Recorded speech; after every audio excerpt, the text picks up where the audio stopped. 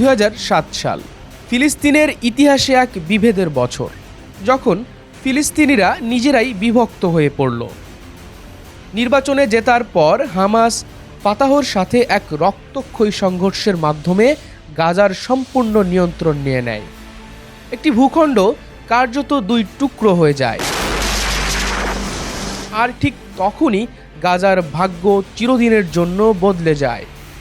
Israel আর মিশর, দুই প্রতিবেশী দেশ মিলে গাজার চারপাশে গড়ে তোলে এক দুর্ভেদ্য অবরোধের দেয়াল।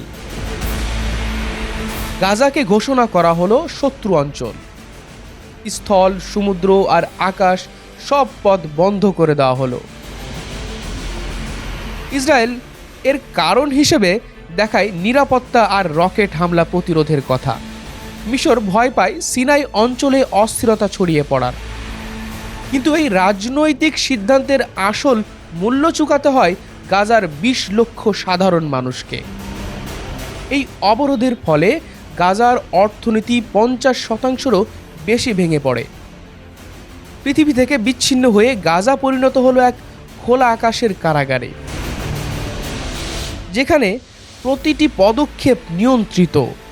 সেই বিভক্তি আর অবরোধের দেয়াল আজও গাজাকে ঘিরে রেখেছে। আর আজকের সংকটের শেকড় লুকিয়ে আছে 2007 সালের সেই সিদ্ধান্তগুলোর মধ্যেই। গাজার শিশুরা আজও জানে না খোলা আকাশ মানে কি। তারা পায়নি স্বাধীনতার সেই স্বাদ। এই গল্প এখানেই শেষ নয়, বরং এখান থেকেই শুরু হয় আরেক অধ্যায়ের যুদ্ধ, বিগ্রহ, দুর্বিষহ জীবন এবং যন্ত্রণার আরেক অধ্যায়। পরবর্তী পর্ব দেখার জন্য সঙ্গেই থাকুন।